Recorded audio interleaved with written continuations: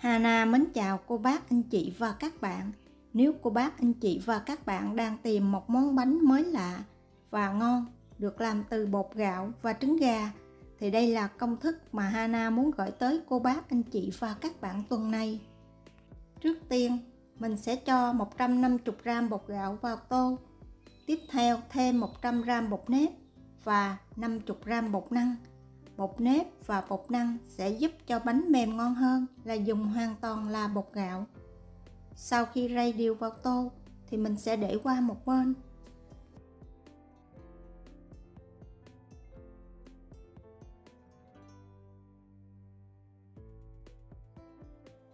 Cho vào son 250ml nước, 1/4 muỗng cà phê muối, đậy nắp lại và nấu sôi.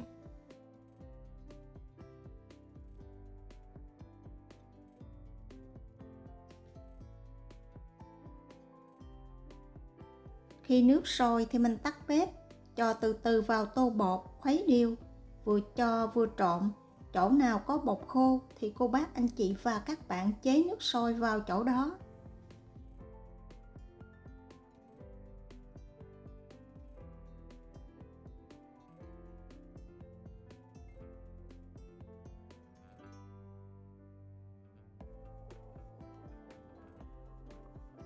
Sau khi trộn đều nước và bột xong, bột bây giờ rất là nóng, mình không thể nào mình nhồi. Vì vậy, mình sẽ để cho bột nghỉ khoảng 5 phút cho bột nguội bớt. Sau 5 phút, tiếp tục nhồi khoảng vài phút nữa cho tới khi bột thành khối dẻo mịn và không dính tay. Bột càng nhồi thì cô bác, anh chị và các bạn sẽ thấy bột càng dẻo.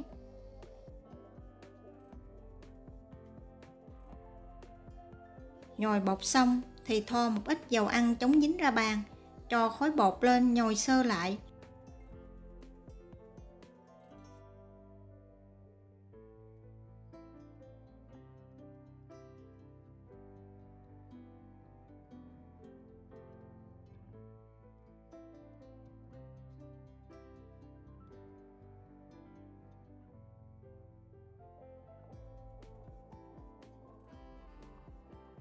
Thành phẩm bột sau khi nhồi xong rất là mềm và dẻo.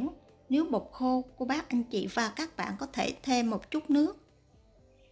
Bột sau khi nhồi xong mình sẽ túm tròn lại, cho lên miếng màng bột thực phẩm, thêm một ít dầu ăn áo đều mặt bột và bọc kín bột lại để bột nghỉ 30 phút.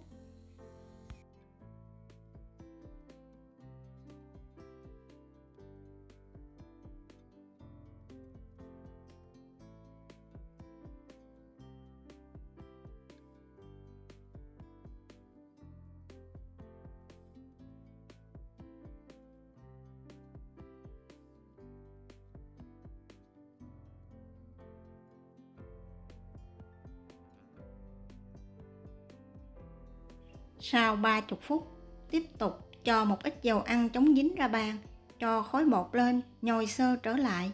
Bây giờ mình sẽ lăn bột thành khối hình trụ dài, sau đó chia bột khoảng 25g trên một viên.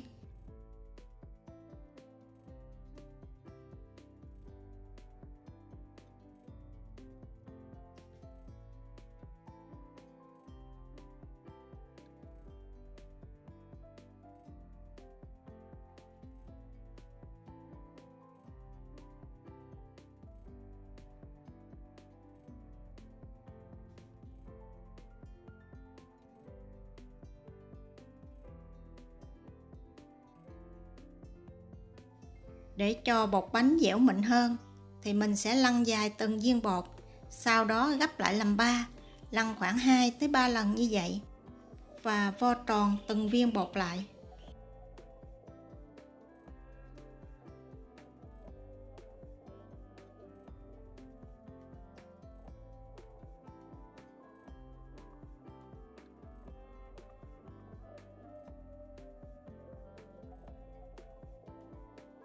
Sau khi vo tròn viên xong thì cô bác, anh chị và các bạn mình nhớ đậy bột lại để tránh bột bị khô.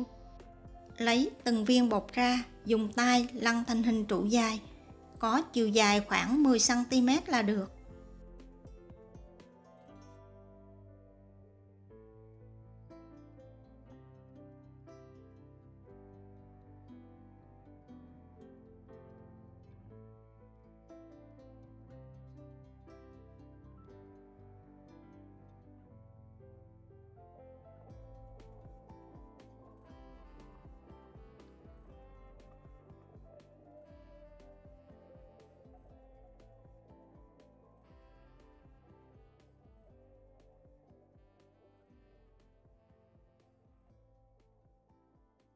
Trong lúc tạo hình bánh, cô bác anh chị và các bạn nhớ bắt sẵn một nồi nước sôi, khoảng 1,5 lít nước. Khi nước sôi cho vào 1 muỗng canh dầu ăn, khuấy đều dòng nước và sau đó cho từ từ phần bột bánh vào.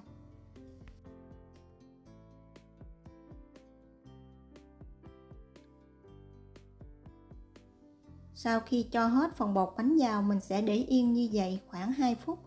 Sau 2 phút, dùng cái phới dẹp để đảo đều bột lên và tiếp tục nấu ở lửa vừa cho tới khi phần bột này chín và nổi hẳn lên mặt nước. Thỉnh thoảng cô bác anh chị và các bạn cũng nhớ đảo đều.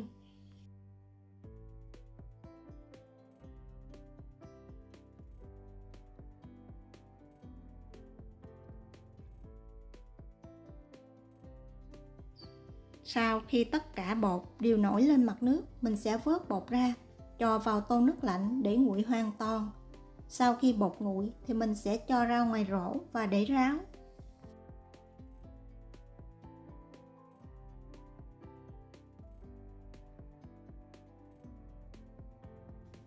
Xong phần bột, mình sẽ chuẩn bị phần nhân. Nhân thì Hana gồm có 100g cà rốt và 30g hạt bắp. Khi nước sôi, mình cho cà rốt và bắp vào, nấu khoảng 5 phút. Hoặc là cô bác anh chị và các bạn có thể thay thế bất kỳ rau củ nào mà mình thích. Sau 5 phút tắt bếp, đổ phần rau củ này ra ngoài rổ, sau đó cho vào tô nước lạnh để nguội khoảng 1 phút. Sau 1 phút chắc bỏ nước và để ráo. Trứng gà thì Hana sử dụng khoảng 3 cái trứng. Sau khi đập trứng cho vào tô, dùng đũa đánh khoảng 1 phút cho trứng tan ra. Để giúp trứng mềm mại và thơm, không bị tanh mùi trứng thì cho vào 1 muỗng canh dầu ăn và trộn đều lên thêm khoảng 1 phút nữa.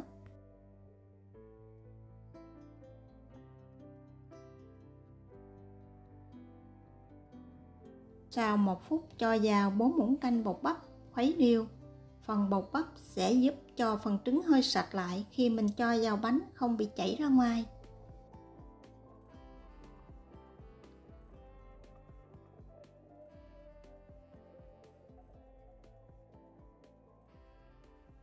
Cho phần rau củ ra ngoài tô, sau đó mình sẽ lọc trứng qua rây để giúp cho phần bột được mịn màng hơn.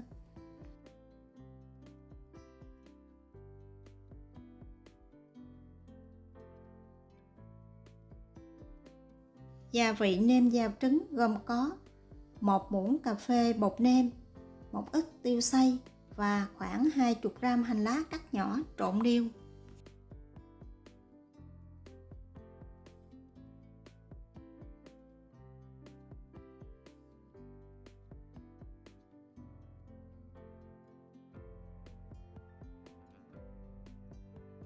Xong phần nhân, mình sẽ đi cắt phần bánh để mình chiên, tạo hình. Thoa một ít dầu ăn chống dính ra bàn vì phần bột bánh mình lúc này dễ bị dính. Nên cô bác anh chị và các bạn nhớ thoa dầu ăn vô dao để mình cắt. Dùng dao cắt bánh ra làm hai theo chiều dọc, nhưng nhớ chừa lại hai đầu cho dính, mình đừng cắt rời.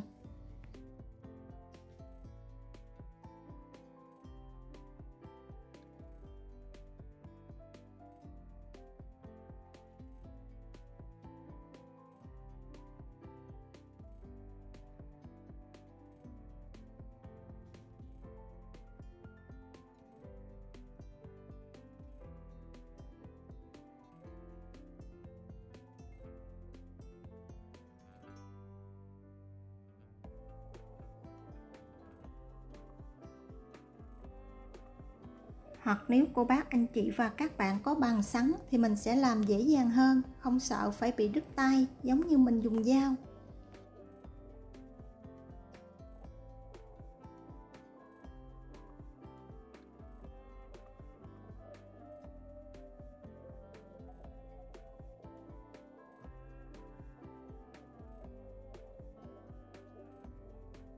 Cuối cùng mình sẽ đem bánh đi chiên.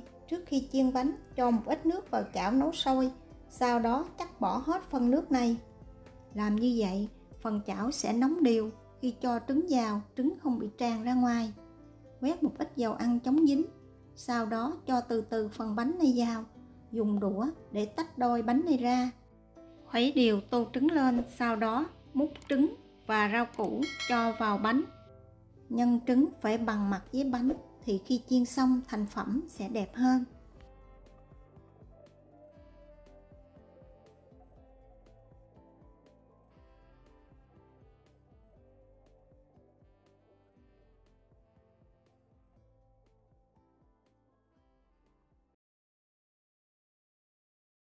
Sau khi cho nhân vào xong, mình sẽ đậy nắp lại, nấu ở lửa vừa và nhỏ khoảng 3 phút. Sau 3 phút, mình sẽ dỡ nắp ra, trở đều mặt bánh. Sau đó tiếp tục đậy nắp lại, nấu thêm khoảng 3 phút nữa, hoặc cho tới khi phần nhân trứng bên trong chín và đặt lại hoàn toàn, thì mình sẽ vớt bánh ra, không cần phải để bánh vàng. Tiếp tục làm như vậy cho hết phần trứng và phần bánh. Nếu thiếu trứng, cô bác anh chị và các bạn có thể pha thêm.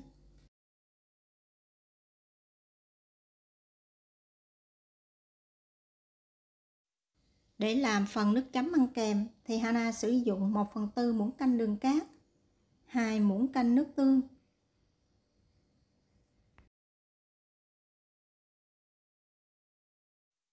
1 muỗng cà phê tương ớt. Nếu cô bác anh chị và các bạn không ăn cay, mình có thể thay thế tương cà.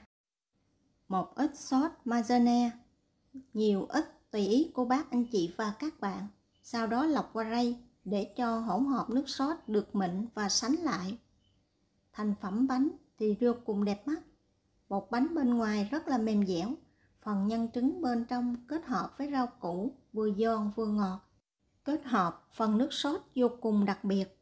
Đây là bánh có 102 Hana vừa nghĩ ra. Bánh này ăn rất là ngon, để nguội vẫn mềm, không bị cứng. Hy vọng cô bác anh chị và các bạn sẽ có thêm một món bánh ngon và lạ cho gia đình của mình vào dịp cuối tuần. Cảm ơn cô bác anh chị và các bạn đã xem. Hana xin chào tạm biệt và hẹn gặp lại.